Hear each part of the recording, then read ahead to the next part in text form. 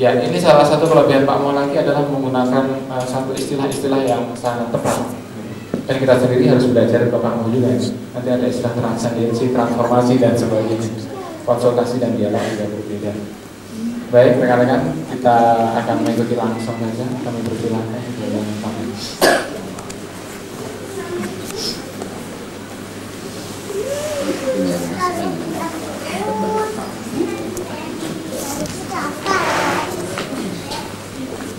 Assalamualaikum warahmatullahi wabarakatuh. Bismillahirrahmanirrahim. Alhamdulillahi wa alhamdulillah. Wassalatu wassalamu ala man la nabiyya ba'dahu. Asyhadu an la ilaha illallah wahdahu la syarika lahu. Wa asyhadu anna Muhammadan abduhu wa rasuluhu.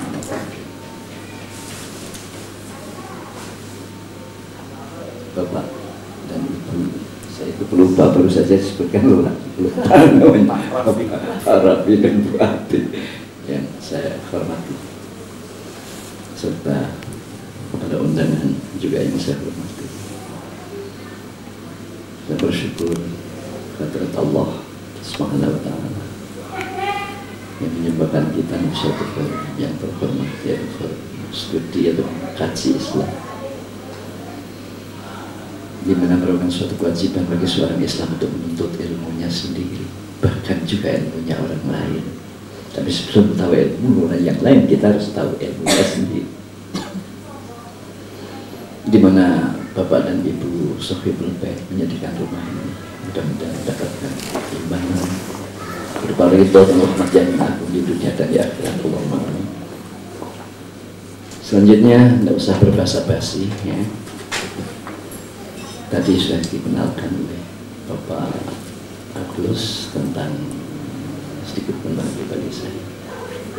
Jadi saya datang dan saya baru mengetahui setelah sekian lama menempuh kehidupan, saya mengetahui bahwa tidak ada sesuatu yang datang asalnya tidak ada menjadi ada, kecuali dia mengemban tugas, mengemban misi. Atau kalau diringkas lagi, dia diperankan di muka bumi oleh yang mengutus, ya. Yang mengutus ya, yang membuat kehidupan sendiri. Semula seorang tidak tahu ketika dia SMP cita-citanya apa sih, tidak tahu, apalagi dirinya, apalagi dirinya mau jadi apa. Kemudian lama-lama setelah dia seseorang itu mengungkapkan dirinya atau berangkat menampilkan diri melakukan sesuatu, baru dia tahu sesuatu yang diungkapkan, sesuatu yang dilakukan di tengah lingkungan umat itu tiba-tiba terbatas, yaitu yang diketahui dan yang dapat dilakukan. Manusia tidak bisa mengetahui segala hal sehingga dia bisa melakukan segala hal. Dia hanya bisa mengetahui hal-hal tertentu dan mampu melakukan hal-hal tertentu. Keadaan yang demikian berarti dia merasa, oh, saya ini diutus untuk datang mengutarakan hal-hal tertentu tersebut yang saya bisa. Itu namanya peran. Kita diperankan Rabbul Alamin agar kita ikut bersama-sama dengan yang lain menjaga semesta alam, melestarikan dan mengembangkannya. Karena disinilah kita tempat hidup kita. Dan di sini pula kita akan titipkan anak dan keturunan kita. Kalau kita tidak berpartisipasi, tidak mengambil bagian dari perbaikan semesta alam, nafsi-nafsi, saya hanya mencari yang betul buat saya sendiri, rezeki, kesenangan. Oh, kalau begitu dia tidak mau kawin, tidak mau nikah, ya. Dan Ketika seseorang tidak mau kawin, tidak mau nikah, dia memiliki hutang yang tidak berbayar. Dia ada dulu karena perkawinan ayah dan ibu, karena dirawat, dibesarkan, dididik ayah dan ibu. Kalau dia tidak melahirkan generasi, dia mempunyai hutang yang tidak terbayar, maka dia harus nikah. Hutang pada kehidupan dia ada itu karena pernikahan orang lain, yaitu ayah dan ibu. Dia harus nikah. Setelah nikah dia akan melahirkan. Ketika dia melahirkan, dia harus bertanggung jawab terhadap anak-anaknya, bahkan kepada cucu-cucunya. Dan dia tahu suatu ketika akan ditinggalkan. Tidak ada orang yang bisa menjaga anak-anak sampai anak itu menjadi tua. Dia mundur dari. Ketika seseorang mundur dari tanggung jawab merawat, melindungi, mengembangkan anaknya, dia akan menitipkan anak-anaknya, cucu-cucunya. Kepada siapa dititipkan? Kepada masyarakat, kepada struktur kehidupan. Ketika seseorang sadar bahwa struktur kehidupan ini merupakan suatu kandang harimau, di mana banyak bencana-bencana, di mana banyak hal-hal yang menyebabkan cedera, dia menjadi, pada siapa? Padahal satu-satunya tempat saya menitipkan anak-anak saya ini adalah kepada masyarakat. Sedang masyarakat sekarang sudah rusak semacam ini. Dia tidak tega, padahal dia harus meninggalkan.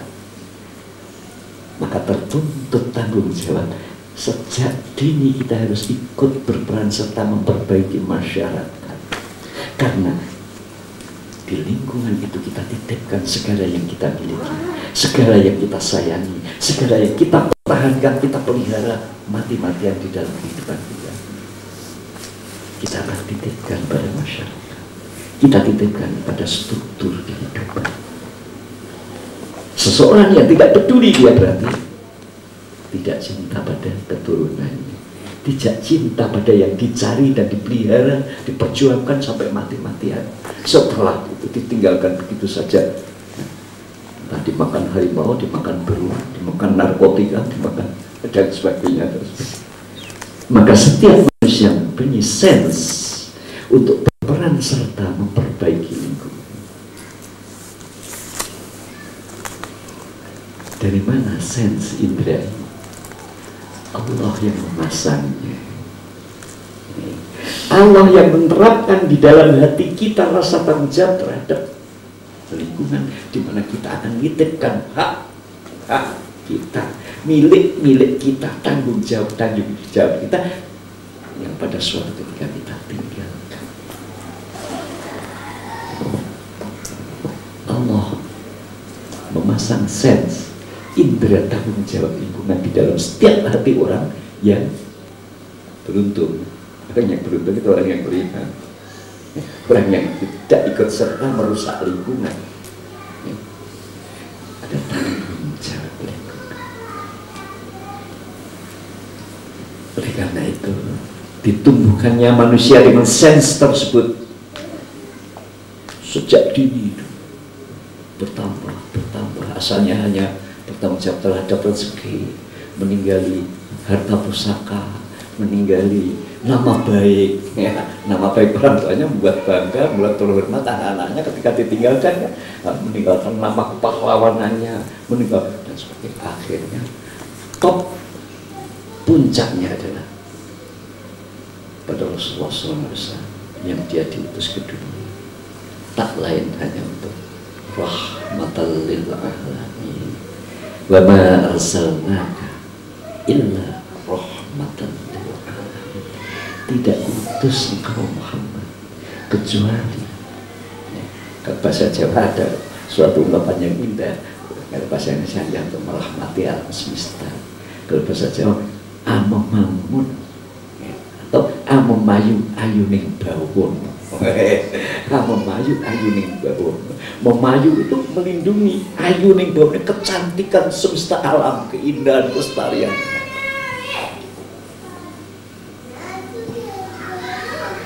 Dan kita adalah umatnya, umat Muhammad. Dengan sendirinya misi yang diberikan Allah Subhanahu wa Ta'ala. Indra yang dipasang di dalam dada Rasulullah utus ke orang untuk merahmati semesta alam menjadi diwariskan kepada kita.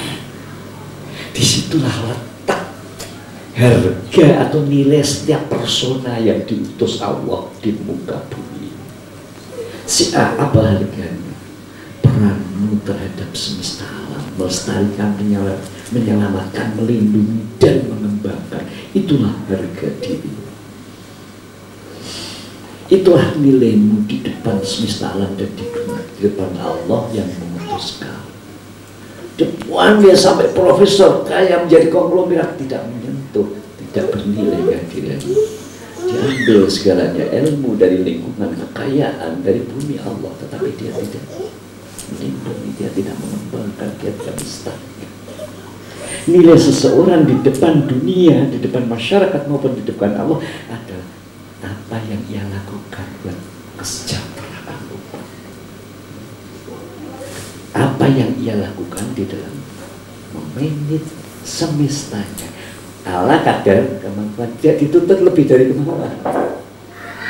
Ya Tuhan, saya tidak punya mata. Tidak akan ditanya, wahai si fulan, apa ibadahmu dengan mata? Tuhan kan tahu saya ini lahir buta.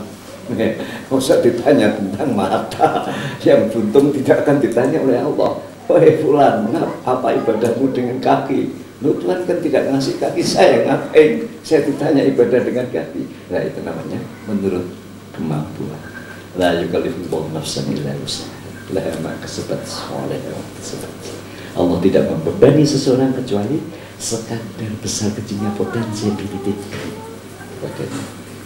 Baginya lah dia mengaktualisasi, mendaya gunakan apa yang dititipkan Allah. Itulah yang bagian, yang tidak.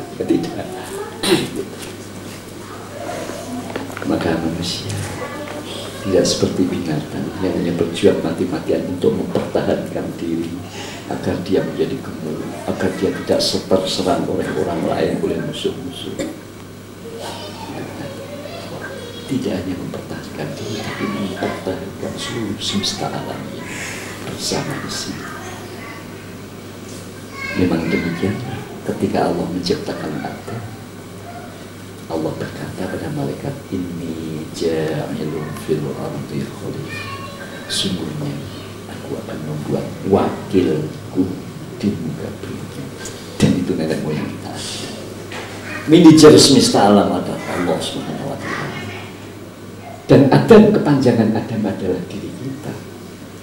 Wakilnya adalah Adam, kita adalah wakil Allah di muka bumi di dalam melestarikan semesta alam, sekaligus memberi makna, melindungi keamanannya dan mengembangkan nilai-nilainya. Kalau tidak, bukan anak turun Adam. Kalau tidak, bukan Khalifatullah. Kalau tidak, bukan rahmatan lil alamin atau umat Muhammad sallallahu alaihi wasallam. Jelas di sini. Nilai setiap persona bukan dari ketinggian ilmunya. Nilai setiap persona bukan dari kekuatan fisiknya. Nilai setiap persona bukan dari hak nilai yang dikuasai. Nilai seseorang adalah integritas diri, keterlibatannya dia dengan keseluruhan. Telah berbuat apa dia? Semakin kita berbuat sesuatu, semakin kita menangani, baik itu anak yatim, itu fakir miskin, itu orang bodoh, kita ajar dengan forum-forum pendidikan, ya. Orang-orang lemah kita santuni, orang-orang sakit kita obati. Semakin banyak, semakin kita sesungguhnya dia baru sadar. Ketika dia melakukan sesuatu tidak sadar, wah dirinya masih bermakna. Ketika kita sudah melakukan sesuatu, semakin banyak yang kita lakukan, semakin dia sesungguhnya saya belum bisa berbuat apa-apa. Orang yang semakin banyak amalnya itu semakin mengaku, aku belum berbuat apa-apa.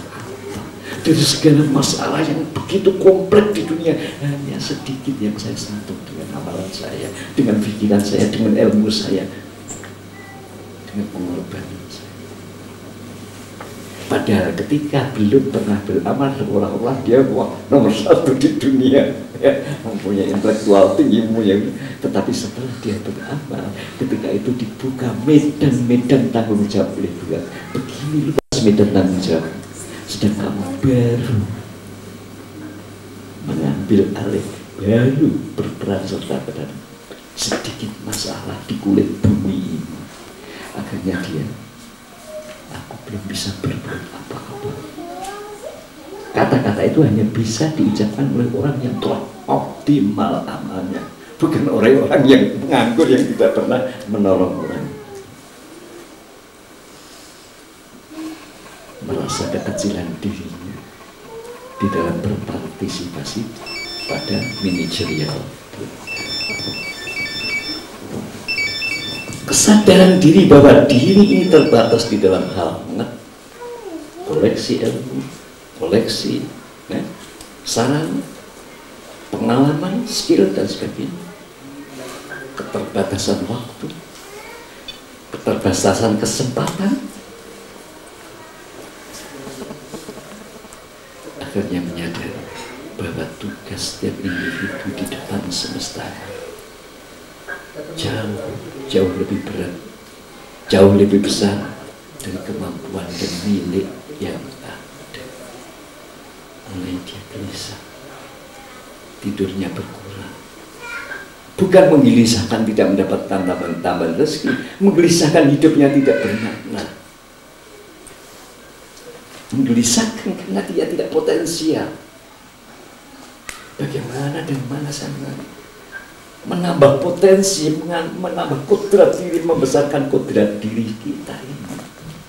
Ketika kita sudah dibuka oleh Tuhan bahwa tanggung jawab itu sekian luasnya, bahwa ancaman kiamat, ancaman kerusakan tidak terhitung jumlah, mulai tidak tenang tidur.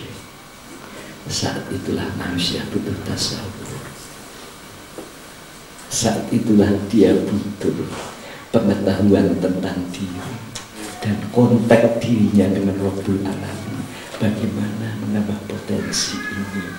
Padahal potensi ini sudah terbatas diberikan oleh Allah. Bagaimana untuk bisa membesarkan lagi? Dia baru butuh tasawuf. Setelah mengalami stagnasi. Sebelum mengalami situasi stagnan dilematis, manusia masih membanggakan ilmu, skill, sarana yang dia miliki. Tapi setelah dia mengalami jalan buntu, baru dia, ya Tuhan, aku lemah.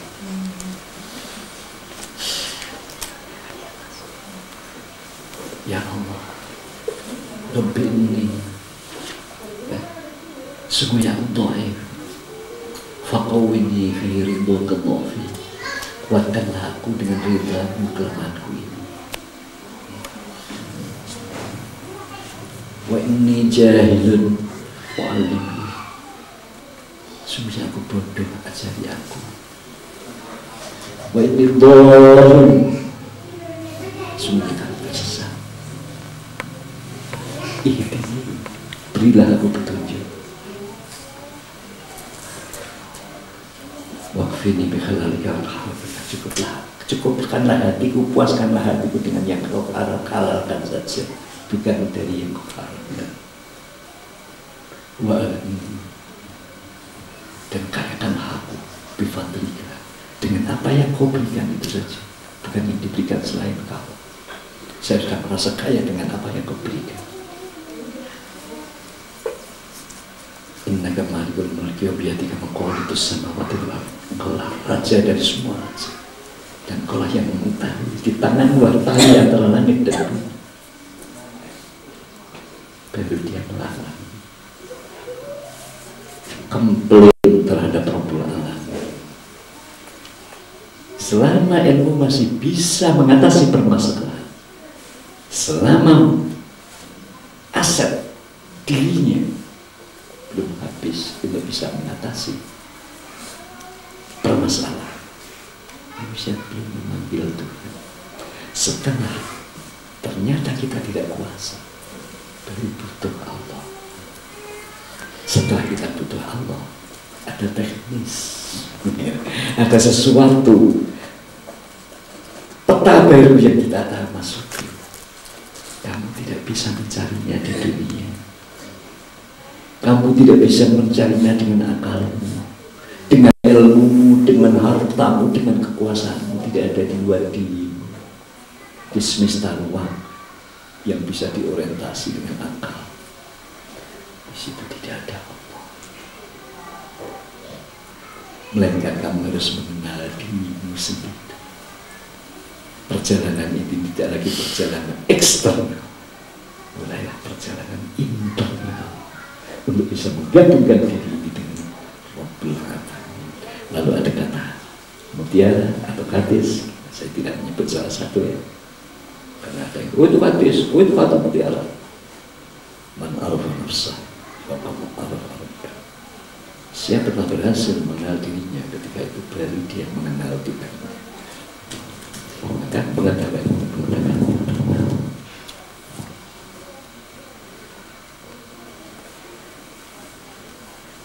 Perjalanan ke dalam. Padahal diri manusia itu gelap. Sisi gelap di manusia adalah dirinya sendiri. Sisi luar manusia itu jelas, karena ada alat untuk melihat. Bentuk warna besar kecil kita lihat dengan mata. Yang berbentuk suara lembut kasar, halilintar najib yang kita lihat dengan telinga. Yang permukaan kita raba lembut kasar berduri. Kita punya itu. Yang rasa kita punya itu manis, pahit, getir, aroma kita punya.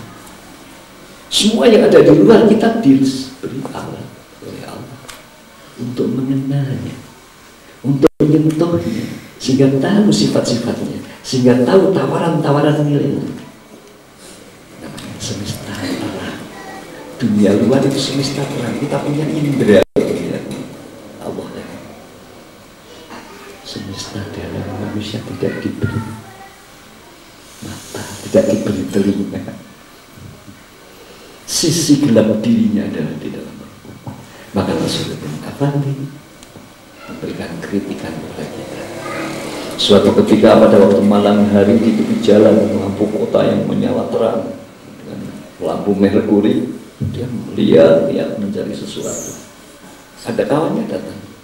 Wahai Maulana Sudri, apa yang kau cari? Kunci rumah saya hilang. Hilang di mana? Ya di rumah. Ngapain kau cari di sini? Di sini terang, rumah saya gelap. Jadi kunci rumah kunci untuk masuk dalam dirinya dicarinya di tempat yang terang, dicarinya di semesta luar, di ilmu, tidak ketemu kuncinya ke dalam. Untuk masuk ke dalam rumahmu kuncinya itu tidak di ilmu, di semesta luar yang bisa dilihat, yang bisa dipikir, tetapi pada diri. Ini Nasruddin ngeritik orang-orang yang mencari rahasia diri tapi dicari dengan ilmu, mencari Tuhan, dicari di luar, mencari rahasia Allah, padahal itu rahasia diri. Ada kuncinya ada di dalam, karena pintu kelihatan. Nah, ketika itulah membutuhkan sesuatu. Pemandu yang bukan pemandu mengenal alam, sifat-sifat alam, manfaat alam, tetapi pemandu untuk mengenal diri sendiri. Saat itulah tasawuf. Merasa, orang-orang yang sudah sampai merasa, saya berkewajiban untuk memandu. Mereka aktual menawarkan pertolongan. Setiap kehidupan itu ingin menawarkan perolehannya pada kehidupan yang lain. Boleh jadi bisa membuat orang lain aman, berkembang, mencari nilainya. Semua yang ada dalam keadaan yang fitrah asli adalah menawarkan nilai. Waduh, ada manusia yang tidak menawarkan nilai tapi berebut. Itu tidak fitri, di luar sunnah. Penjajahan yang peralis, mencopet, mencuri, yang betul itu tidak fitri, sudah di luar arahan kehidupan. sudah menjadi pengganggu proses orang lain, itu bukan kehidupan namanya.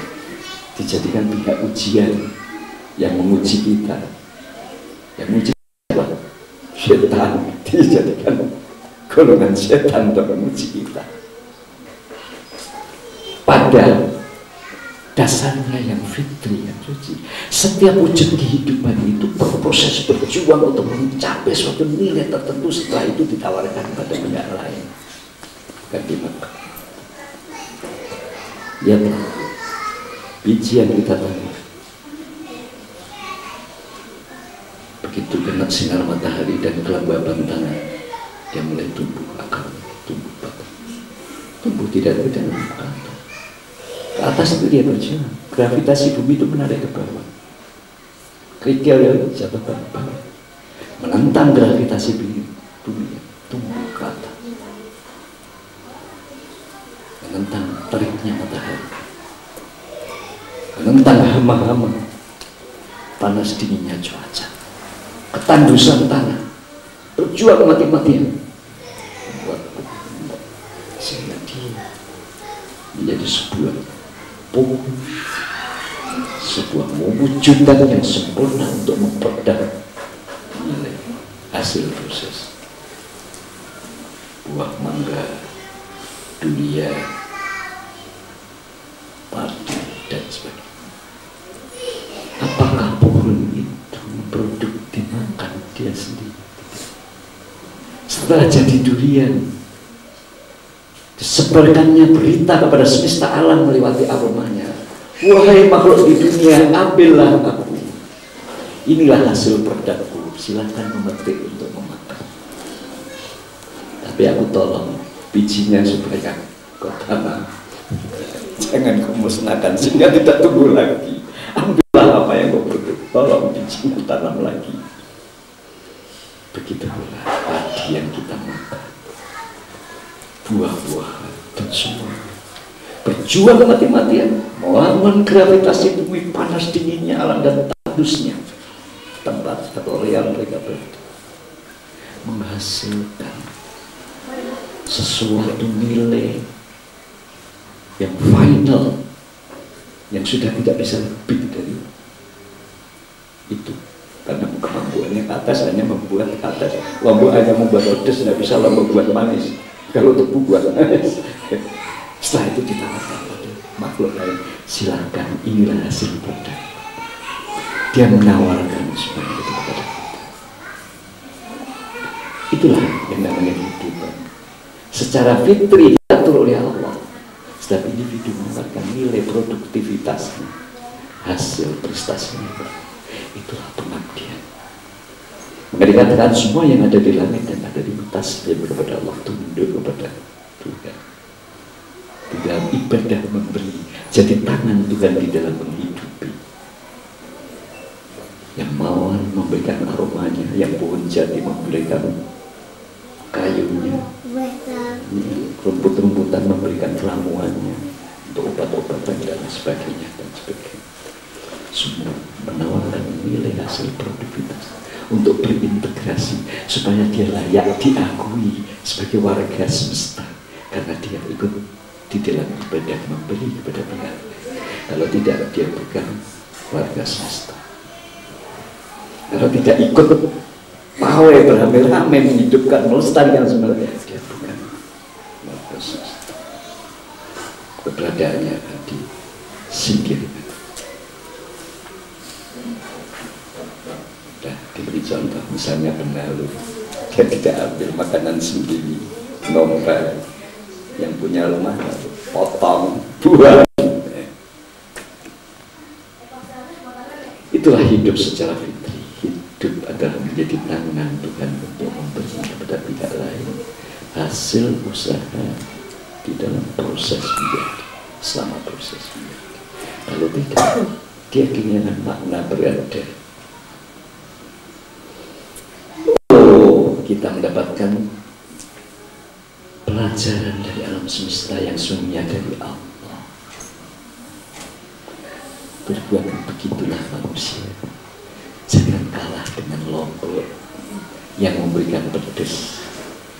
Jangan kalah dengan mawar yang memberikan aroma.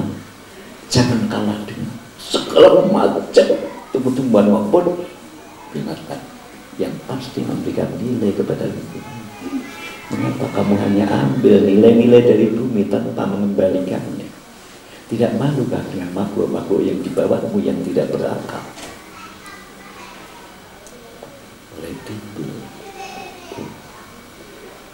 rumputan, tumbuh-tumbuhan, binatang. Di dalamnya ada ayat Tuhan, ayatul kauniyah yang memberitahu kepada saya bahwa saya harus seperti mereka, menerima keberadaannya. Bagaimana mereka ikhlas menerima keberadaannya? Tidak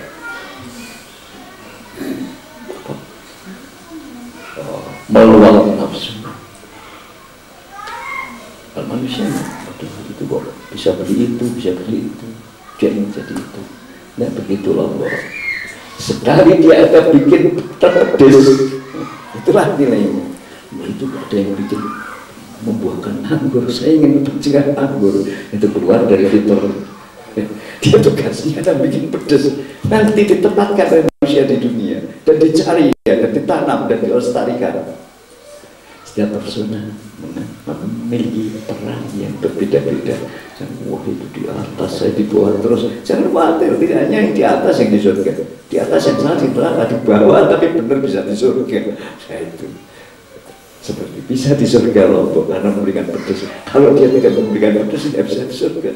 Meskipun besar, tapi dia tidak ada manfaatnya.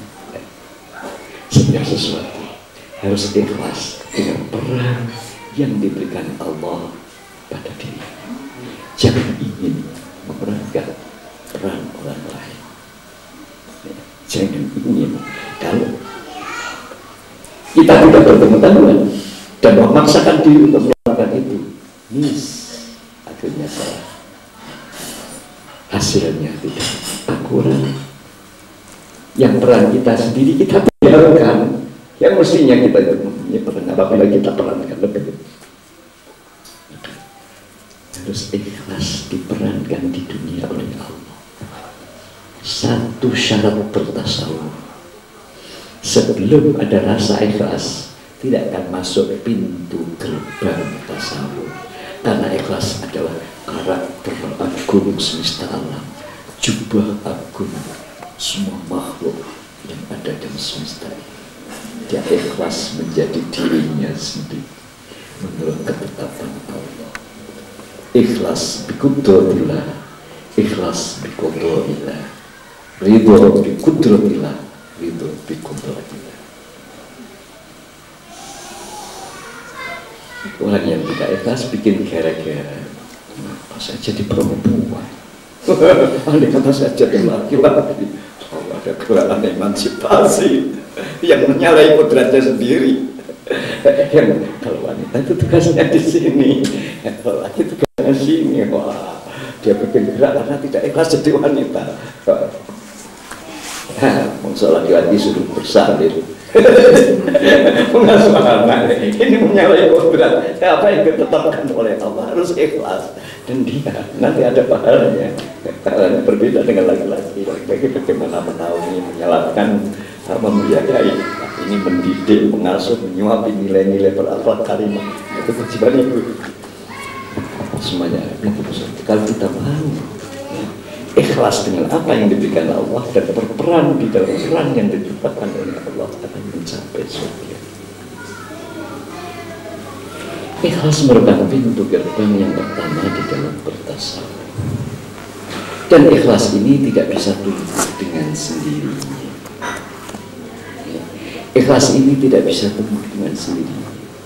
Seperti orang menyuruh orang lain ikhlaslah, tidak bisa. Hatinya tidak ikhlas, kok disuruh ikhlas. Ikhlas harus tumbuh dari pengalaman bertahun-tahun. Setelah dia mengetahui untuk tidak ikhlas itu tidak ada manfaatnya. Seperti orang tidak ikhlas menjadi dirinya sendiri. Ya.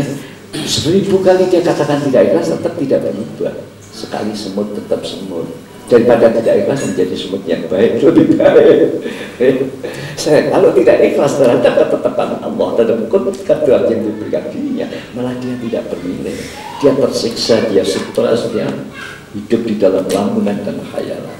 Tapi dengan ikhlas dia bisa memerankan apa tugasnya dengan qualified tanpa diganggu oleh dampak psikis, depresi karena nasib, depresi karena dan sebagainya. Jadi ikhlas tidak bisa dinasihatkan, tidak bisa dibentuk pihak lain. Meskipun yang membentuk adalah ayah dan ibu, yang dibentuk anaknya tidak bisa. Ikhlas harus dihayati melewati penghayatan berulang-ulang, bahwa dia tidak bisa keluar dari kekuasaan Tuhan, dari ketetapan Tuhan. Akhirnya timbul la tadriku wa ikrar. Allahumma rabbi la ilaha illa anta.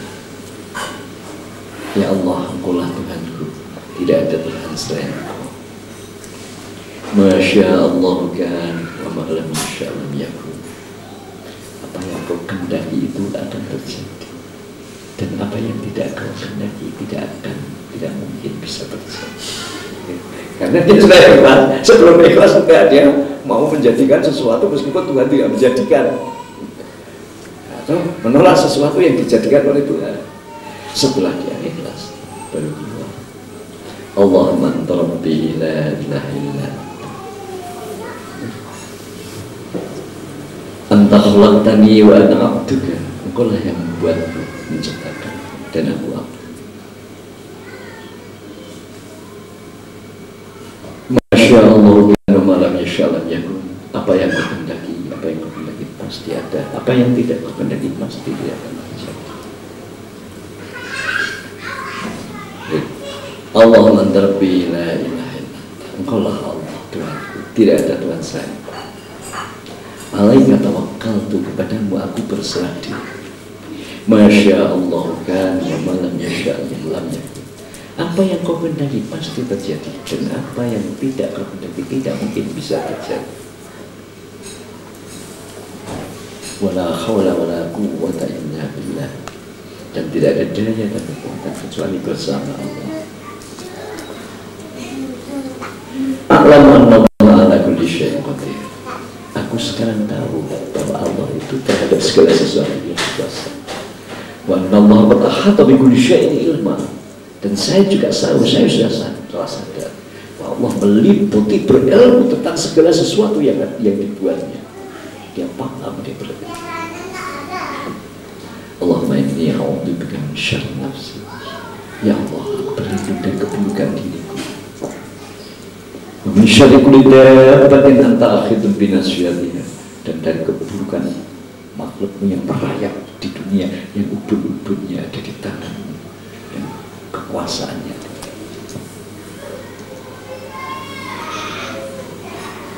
Masya Allah kan, Masya Allah kan.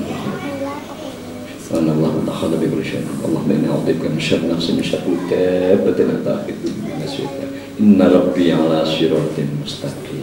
Sesungguhnya Tuhanku ada di atas jalan lurus. Jadi kita harus tahu, kalau kita berada di jalan lurus, Allah ada di atas kita, bersama dengan kita. Saat itulah kita membutuhkan tasawuf, jalan lurus yang tidak menentang ketetapan Tuhan, yang tidak menentang qada dan qadarnya, yang tidak menentang peran yang diberikan kepada setiap individu. Maka Allah ada di atas, kita dilindungi bila kita berada di siratal mustaqim. Doa itu doa Rasulullah, kalau dibaca pagi sehari tidak dapat bencana, kalau dibaca sore malamnya tidak akan mendapatkan bencana. Doa tawud dan demikianlah. Maka selanjutnya perlu wawasan sebelum kita proses melangkah metodologi proses. Kita perlu wawasan. Oh, jadi itu Allah, nama pribadinya itu Allah yang memberi peran berperan pada segenap makhluk. Nah, kita itu di mana sisi kita di depan Allah? Wujud Allah ini berarti kita melangkah soal konsep tentang wujud. Dari mana kita datang? Ayah, ibu, ustadz, guru agama, Pak Kiai mengatakan kita diciptakan oleh Allah, maka akan kembali kepada Allah. Bagaimana prosedurnya? Di mana rumah kita? Di mana tempat kita kembali? Nah, ini baru suatu informasi yang verbalis yang harus kita yakini dulu, nanti keterangannya setelah kita dewasa, setelah kita ingin tahu konsep filosofis. Nah, kemudian lalu berpikir memanjang, kalau semuanya ini diciptakan Allah, kemudian sebelum alam ini diciptakan, di mana kita? Kita ada di mana? Apakah tidak ada sama sekali, atau ada bagian yang mana yang datang dari Allah? Bagian yang mana yang kita sebelumnya itu merupakan rumah kita?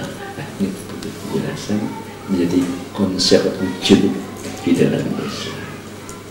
Kita perlu tahu, karena bila ini kita tidak tahu, karena ini landasan pertama. Nanti kalau terserang oleh falsafah baru yang namanya postmodernisme, strukturalisme, bahwa tidak ada sesuatu yang ada di bumi ini kecuali anak dari struktur sebelumnya. Oh, ini anak struktur sebelumnya. Ya, ada struktur sebelumnya, terus menjadi segala. Apakah Tuhan itu struktur? Kalau sudah sampai ada Tuhan itu struktur atau bukan?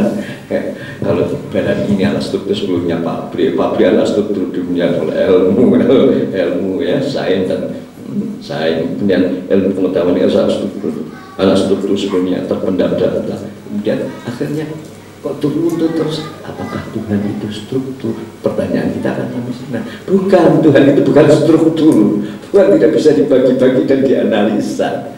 Nah, dengan demikian kita berhadapan dengan sesuatu falsafah yang kuat di dunia, falsafah strukturalis, supaya kita bisa memiliki keyakinan pada diri kita dan menjelaskan kepada mereka apa yang struktur dan apa yang tidak struktur yang ada di dalam diri kita.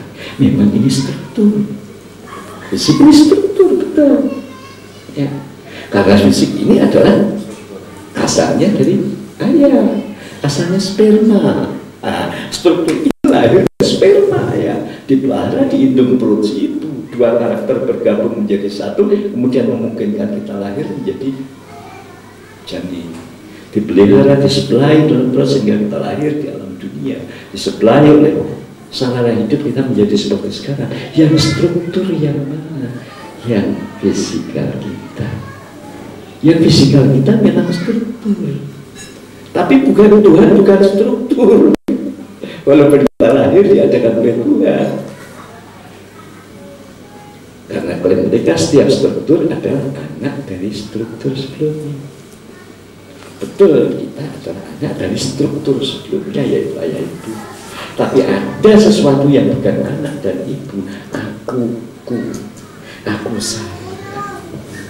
saya, kesadaran saya, subjek yang ada di ini itu bukan dari sperma, bukan dari tetek ASI ibu, bukan dari susu atau makanan yang kita ambil dari tumbuh-tumbuhan dan yang membesarkan kita. Itu fisik saya. Kita itu bukan struktur. Oh, jadi ada dua hakikat di dunia, hakikat fisikal dan hakikat spiritual, hakikat fisikal dan hakikat roh jasmani dan rohaninya. Lalu bagaimana dulu-dulunya?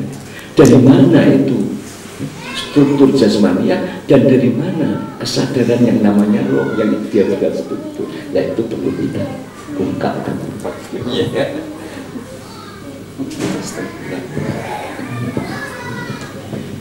Secara ringkas besok pagi tadi sesambung sebelum mengajak informasi berikut.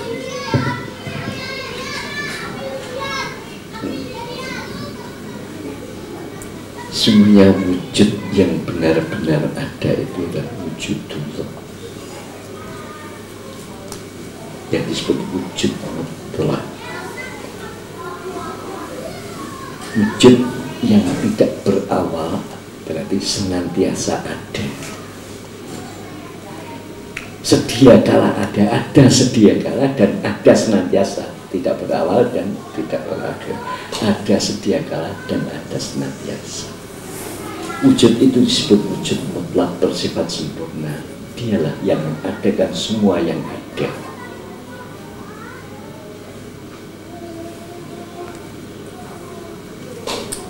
Kemudian selain wujud mutlak itu apa ketika itu, ketika alam belum dibuat? Ketiadaan. Tidak. Ketiadaan. Wujud itu cuma satu wujud. Selain itu adalah ketiadaan. Nas. Tapi ketiadaan itu ada. Ketiadaan itu bukan tidak ada. Ketiadaan itu disebut dalam bahasa Arab al-adam, pakai ain, bukan Adam, Nabi Adam. Al-adam, ketiadaan. Ketiadaan itu bukan makdum, bukan tidak ada. Ketiadaan itu ada. Tetapi dia tidak berdaya. Dia tidak punya daya untuk menampilkan, menyatakan bahwa dirinya itu ada, menampilkan sifat karena tidak punya indera, tidak punya wujud. Ketiadaan itu ada, tapi adanya tanpa wujud, tanpa potensi, tanpa kemungkinan. Tapi memberikan kemungkinan bagi yang lain, ini kan sulit. Ketiadaan al-adam itu bukan makdum. Ketiadaan itu bukan tak ada. Dia ada, tapi adanya tanpa wujud, tanpa potensi, tanpa energi. Tidak memiliki kemungkinan, tapi memberikan kemungkinan, menawarkan kemungkinan bagi yang lain.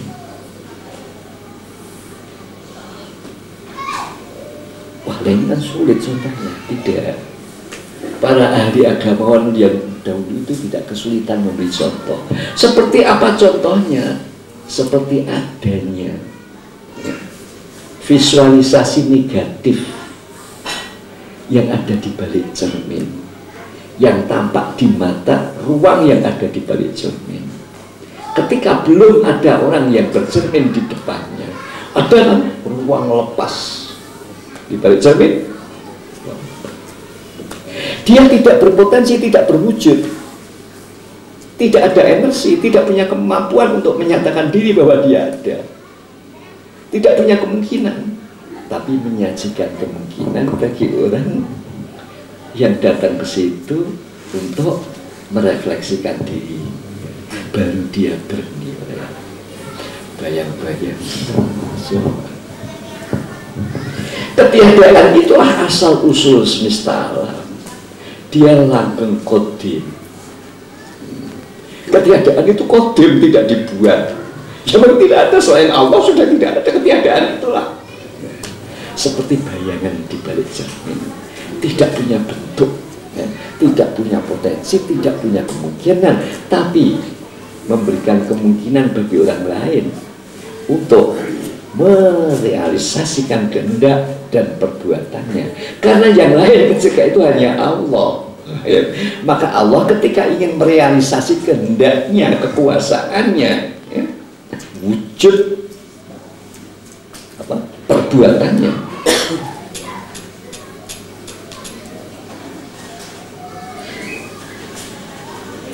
bagikan seorang yang menyatakan diri bertajalli, menyatakan diri di depan cermin, maka semua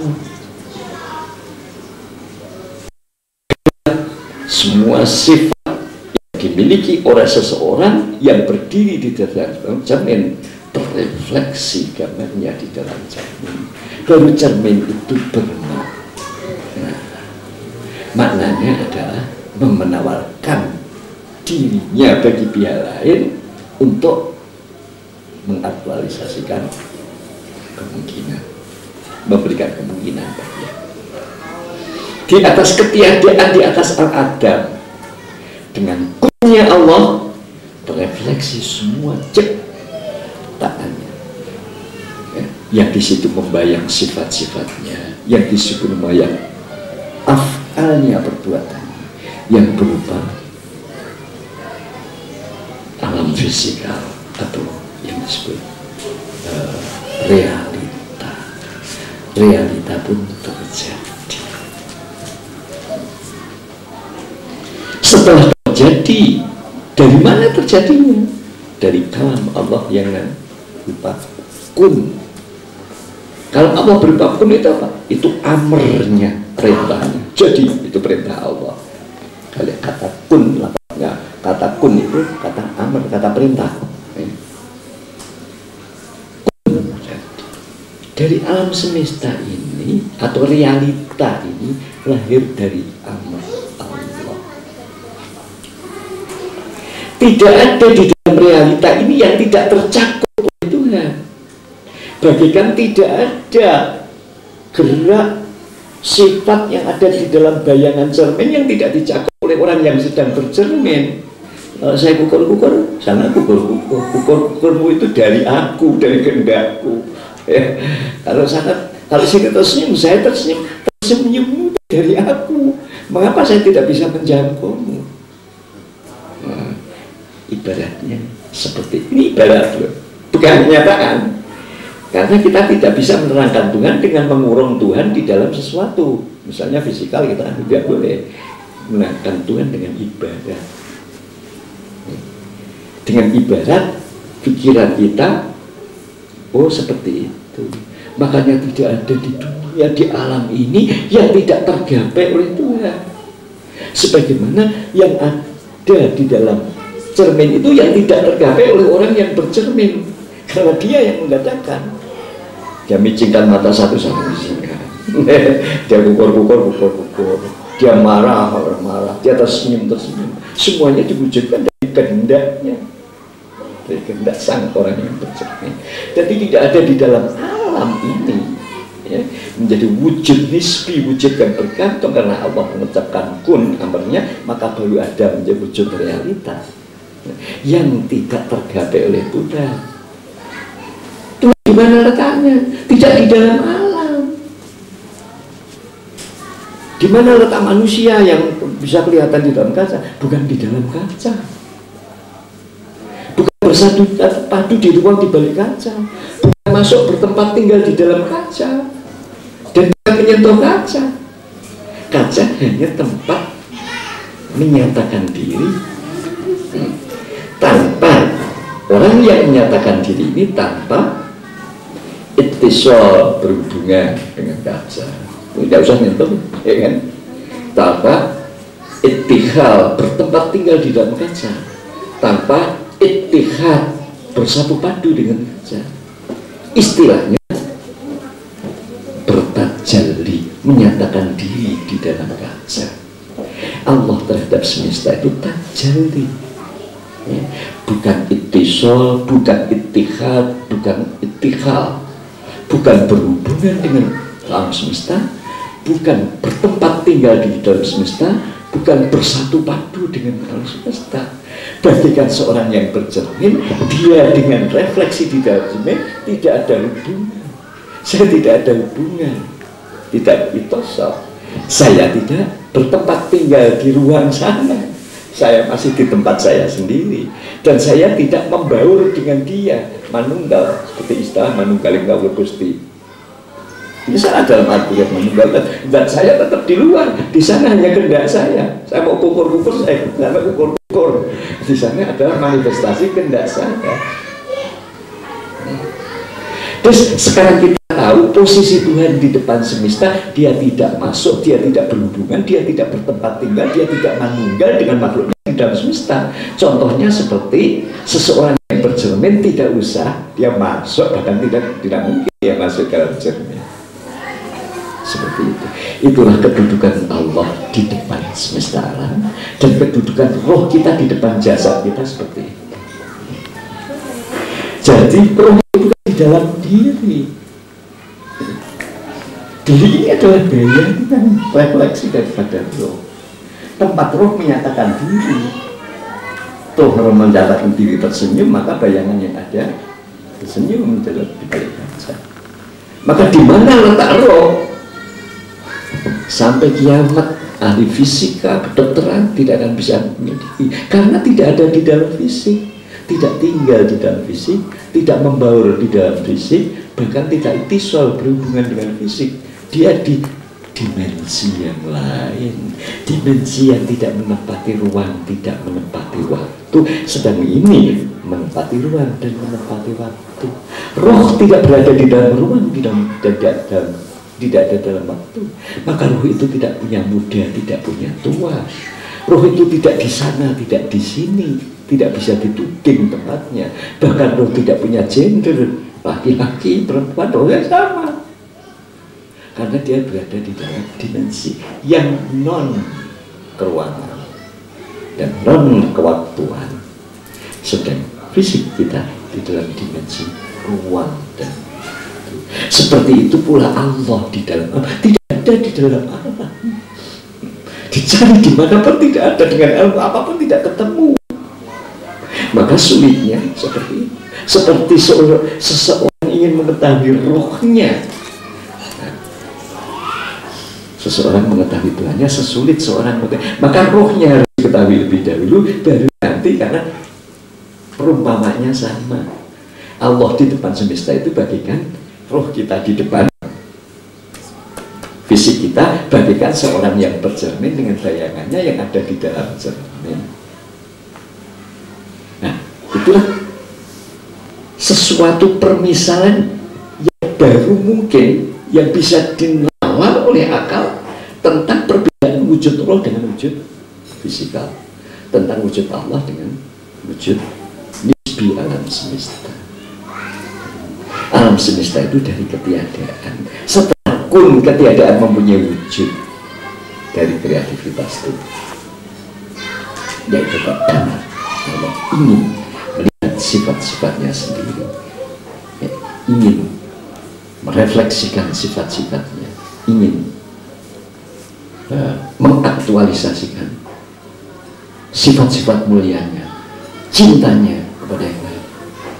Kalau tidak ada medan, kalau tidak ada lain selain dirinya, kan tidak. Dia bagaimana saya maha mencintai, saya maha mengatur, saya maha intak, saya maha segala-galanya. Tidak ada yang lain, bagaimana maka bersih? Maka diciptakannya semesta alam. Yang semesta alam itu adalah tempat aktualnya, tempat operasionalnya seluruh sifat-sifat mulia Allah. Tidak ada di dalam sebutir pasir sampai galaksi sampai manusia yang di situ tidak menempel sifat itu. Jadi ayat itu semuanya pagelaran perwujudan Tuhan menampilkan dirinya, tapi bukan darahnya. Dirinya di dalam mensuplai rezeki, melindungi kita, memperlakukan dengan adil, mengembangkan semua pagelaran manajerial kita. Karena kita di pihak nisbi, kita di pihak negatif. Asalnya tidak ada, asalnya kaca kosong.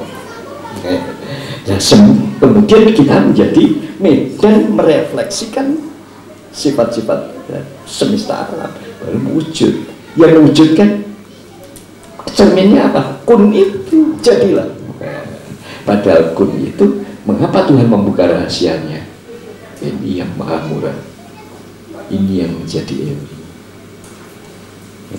Kalau jelas bahwa ketiadaan tadi sudah jelas.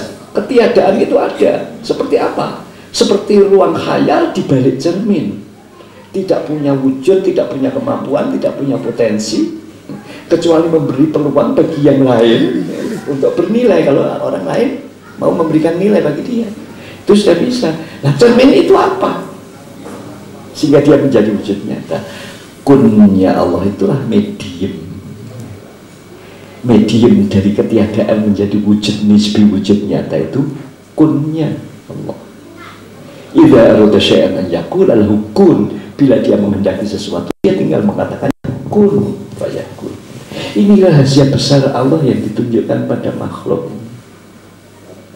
Padahal kun itu kita tahu, kun itu hubungan antara kaf dan nun.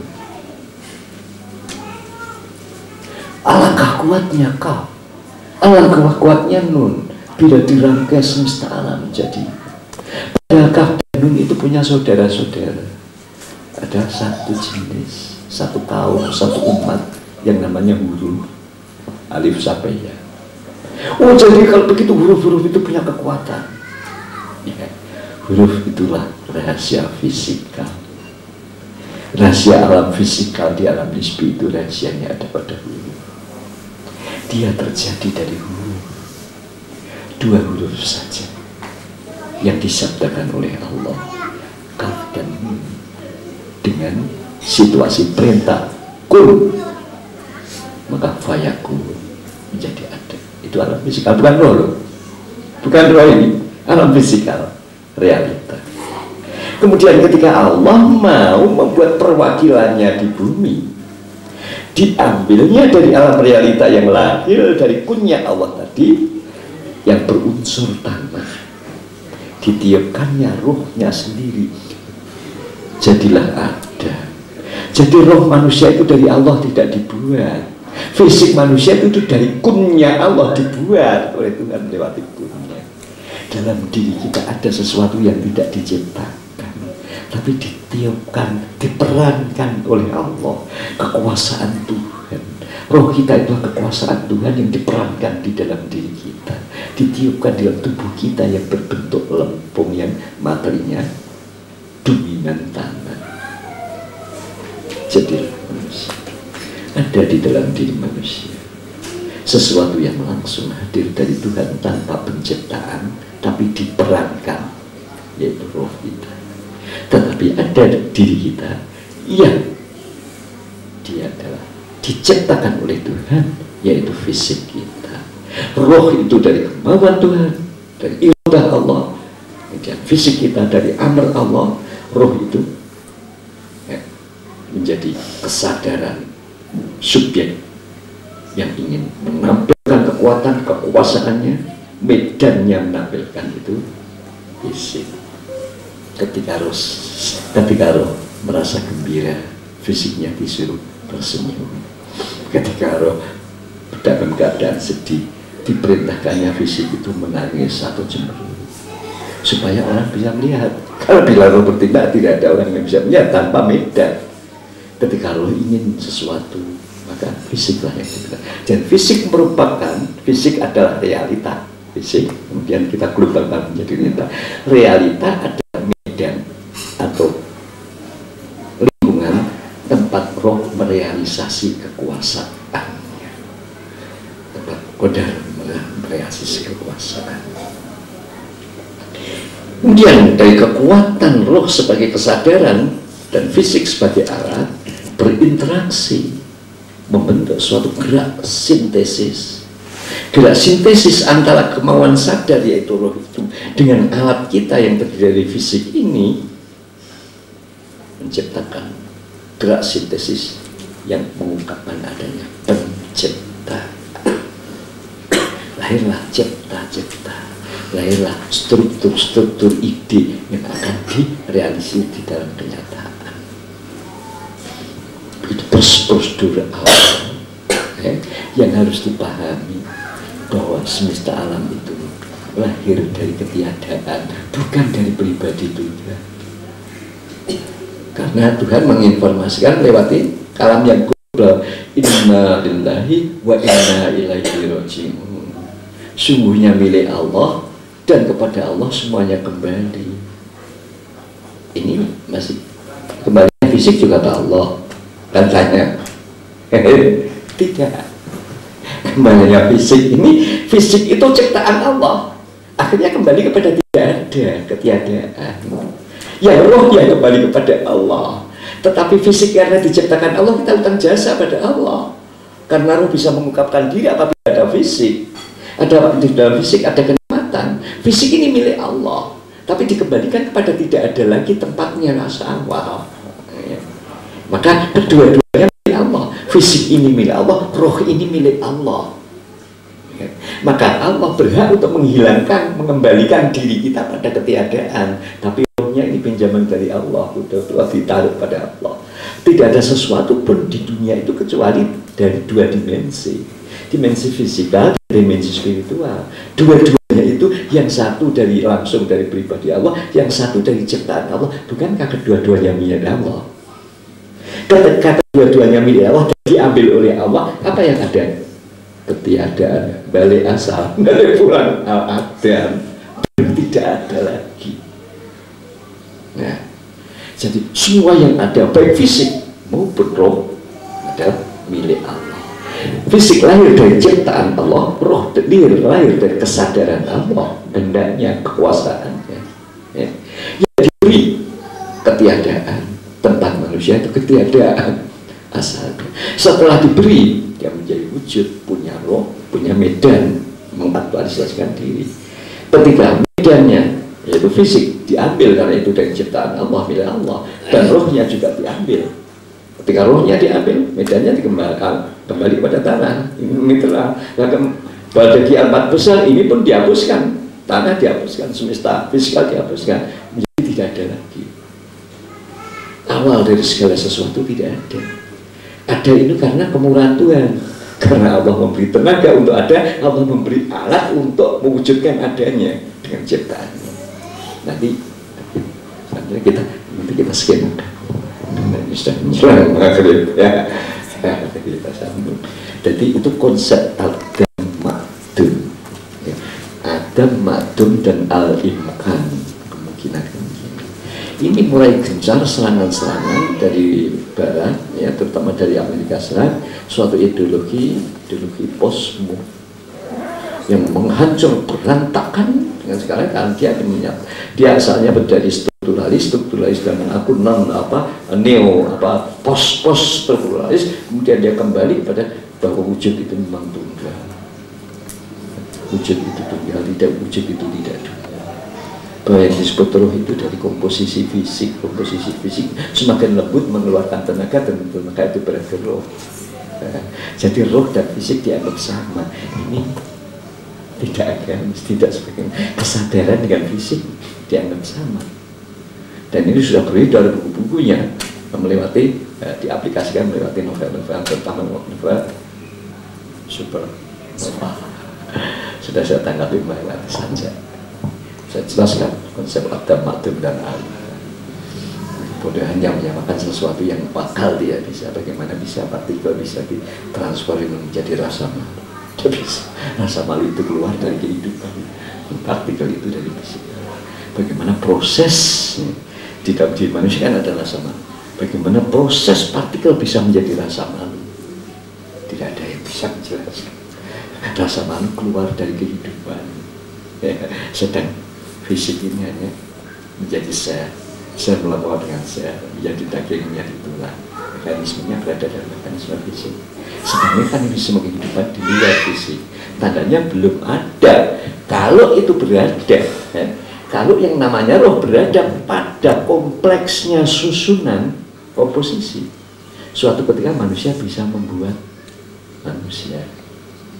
Sekarang membuat sebutir jagung yang bisa ditanam saja nggak bisa.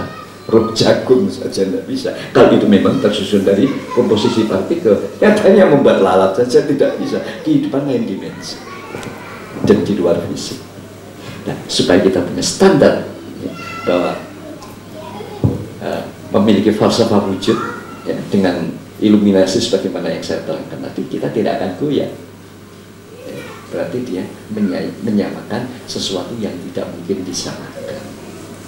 Karena apabila roh bisa diobjekkan, manusia bisa diobjekkan. Kalau manusia diobjekkan, karena manusia rohnya bisa diobjekkan, manusia diobjekkan. Kalau manusia bisa diobjekkan, berarti perbudakan mendapatkan akarnya, akar hukumnya, menjadi halal lagi. Ya, di dalam diri manusia ada yang tidak bisa diobjekkan, yang setara dengan diri kita, yaitu roh. Dalam hal fisikal yang berbeda, ya rohnya itu sama. Tidak laki-laki, tidak perempuan, tidak di tempat, tidak di waktu, tidak punya kenal, tidak punya dia memenuhi semua ruangan, memenuhi semua medan fisikal, bagikan sesuatu yang berada di atas, memenuhi bayangan khayal yang ada di balik cermin. Itu. Sekian dulu. Nah, pembahasan ini memang harus pelan-pelan supaya paham, karena ini konsep. Dengan demikian saya pelan-pelan, meskipun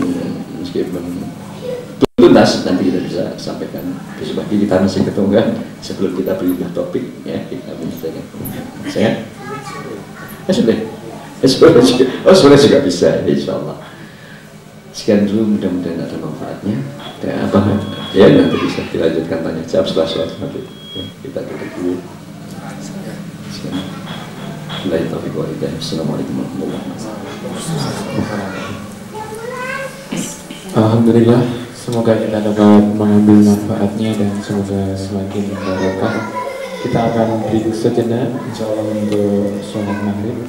Dan kita habis sisa sekalian atau? Ya, habis sisa sekalian, karena waktunya pendek. Insya Allah akan kita lanjutkan lagi habis sisa sekitar jam 19.30 insya Allah. Dan mungkin tadi saya lupa menyampaikan, beliau selain tasawuf, desain, teknologi juga filosofinya sangat luas. Jadi kalau rekan-rekan ingin berdiskusi tentang strukturalis, postmodernisme dan sebagainya gitu. Jadi tasawuf yang revolusioner gitu lah. Dan masa kini ya. Dan mungkin juga menarik sekali tentang supernova juga. Baik, kita akan break sejenak. Insyaallah akan kita lanjutkan lagi pada esok. Terima kasih. Alhamdulillahirabbil alamin. Assalamualaikum warahmatullahi wabarakatuh.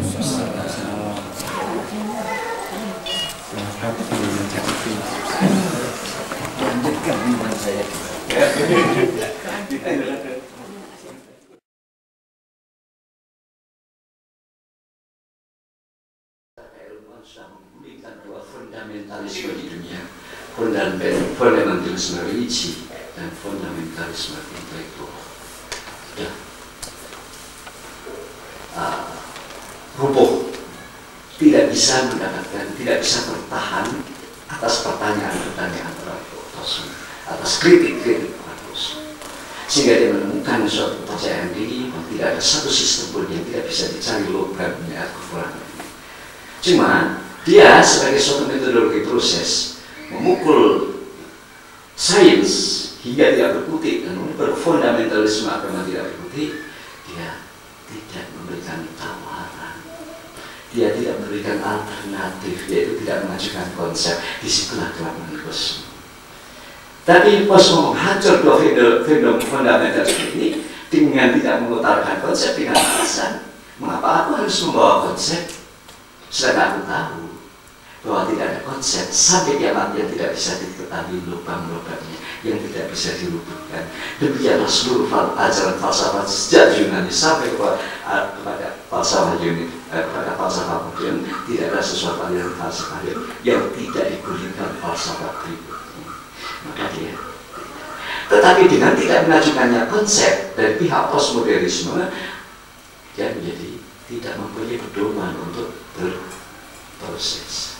Dengan tidak mempunyai pedoman untuk berproses, maka mereka berada dalam sesuatu yang lepas dari nilai-nilai. Sehingga akhirnya dengan aktualitas proses mengingkari semua nilai, akhirnya akan kembali pada suatu anarkis. Dan ini sudah merambah di negara timur, di negara-negara Islam, dan juga di Indonesia. Di Indonesia pakar yang cukup kuat. Bahkan para Madinah sebagai pusat intelektual menurut Inred sudah digulingkan oleh postmodernisme. Suatu hal yang luar biasa. Kini remaja-remaja kita berhadapan dengan suatu kekuatan yang menggelagak dengan intelektual yang tinggi, menantang dunia timur dan dunia barat dengan berargumentasi filosofis yang tinggi, telah mengaplikasikan ideologinya melewati karya-karya sastra dan karya-karya sinetron dan perfilmannya. Setiap hari dijejali bangsa timur dengan sinetron, dengan film-film dari barat yang isinya adalah era masuki era postmodernis. Yang di sana sudah postmodernis, ada. Sekarang bagi orang timur ada lagi.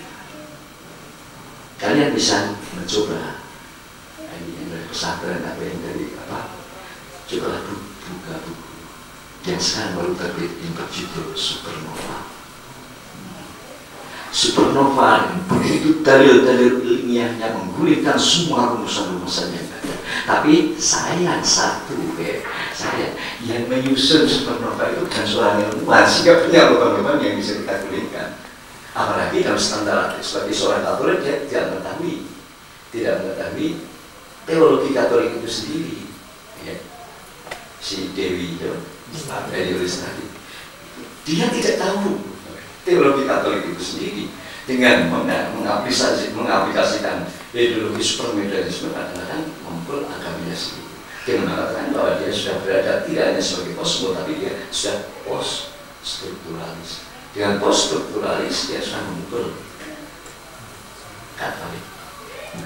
Di mana Katolik dalam agama Kristen di dalamnya ada dosa berulang. Dosa berulang apa? Strukturalis kan. Dan menganggap roh itu sebagai struktur. Kemudian itu saya sudah meninggalkan itu. Ketika dia mengurangkan detail otak, detail kerja otak di bagian-bagian tertentu, di mana di sana ada sesuatu partikel-partikel yang berada dalam suatu ruang hampa, tidak berawal dan tidak berakhir dan tidak berbentuk, ya seolah sesuatu yang keluar dari luar. Dan itu tidak diidentifikasikan sebagai suatu bagian dari partikel, tidak. Mereka diidentifikasikan sebagai asal mula manusia, adalah yang tidak hidup dan tidak mati. Dengan mengatakan asal mula manusia yang tidak hidup dan tidak mati, karena bagian yang tertinggi manusia adalah otak, ya, maka Tuhan adalah tidak hidup dan tak mati. Dan itu seolah-olah ditujukan kepada orang beragama. Karena kan dia yang hidup dan tidak mati, wal hayyul ladzi la yamut, bagi orang-orang Islam sudah dibantah oleh dia tidak hidup dan tidak mati. Dengan demikian, apabila kita tidak merespon hal-hal itu, tidak memiliki standar berpikir, hanya punya ilmu fisika saja, kita bisa berguling ke arah sana. Itulah sebabnya kita harus menanggulangi dengan konsep-konsep dasar Islam, dan terutama konsep wujudnya harus kita lebih dahulu. Dari mana roh itu datang? Dan dari mana fisik itu datang? Adakah persamaan? Adakah di mana titik temu roh dan dengan fisik? Adakah kesamaan hukum-hukum yang melatar belakang roh dan yang melatar belakang fisik? Harus kita bahas lebih dahulu, yang kemarin sudah saya sampaikan bahwa roh lahir dari rohatullah karena diperankan. Kemudian fisik adalah lahir dari amar Allah, diciptakan. Dan kemudian sisi yang secara global disebut realita merupakan medan tempat roh mengaktualisasikan kekuasaan atau kekuatan. Jadi yang satu medan, yang satu sadar. Dengan demikian yang satu bersifat strukturalisme, yaitu fisikalitas strukturalis. Memang tidak bisa dianalisa sampai menjadi partikel-partikel, sampai pada detail otak kita. Tetapi apakah dengan demikian, dengan analisa terhadap otak itu, apakah kita lalu bisa menerbangkan roh? Tidak, karena dimensinya dimensi fisikal.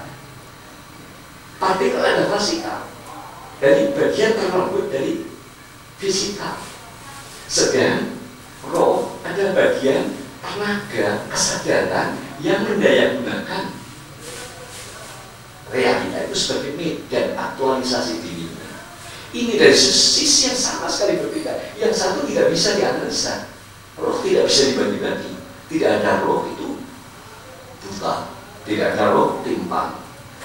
Orang yang bicara itu rohnya utuh. Orang yang buta itu rohnya tidak buta, karena dia di luar ruang dan waktu. Dia bukan tidak bisa dianalisa, karena dia ada sebuah keutuhan itu sendiri. Maka peran yang ada di dalam roh, sejak dia mengenal peta dunianya, peta medan operasionalnya dari lingkup kecil, harus diluaskan. Karena sifat roh yang tidak luas, yang di luar roh, sehingga medan orientasi roh ada semua medan realita yang ada.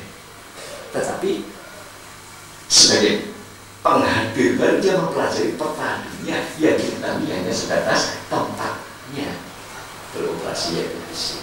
Kemudian dari fisik dia mengembara ke semesta, ingin memanage apa yang diperankan oleh dirinya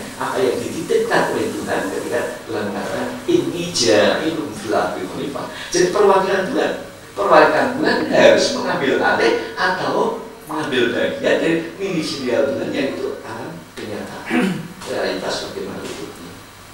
Nah, arah untuk menjadi medan kita yang tidak terbatas itu disebut tasawuf, mencari keutuhan eksistensial, mencari wujud diri kita yang tidak bisa dibatasi dengan areal-areal, dengan peta-peta regional, peta-peta kebudayaan, peta-peta etnis, peta-peta budaya, peta-peta segala peta yang diciptakan oleh hati dari Dr. Deng.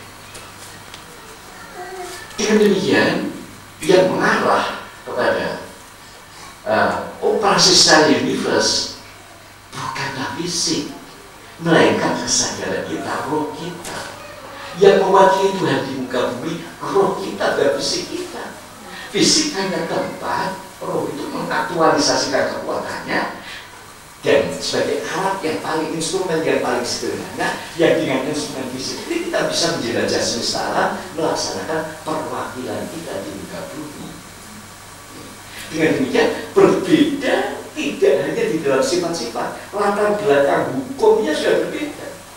Kalau dengan menganalisa fisikal kemudian kita mengidentifikasi atau mendapatkan suatu fenomena yang paling lembut dari susunan partikel, kita identifikasikan dengan roh, maka dia adalah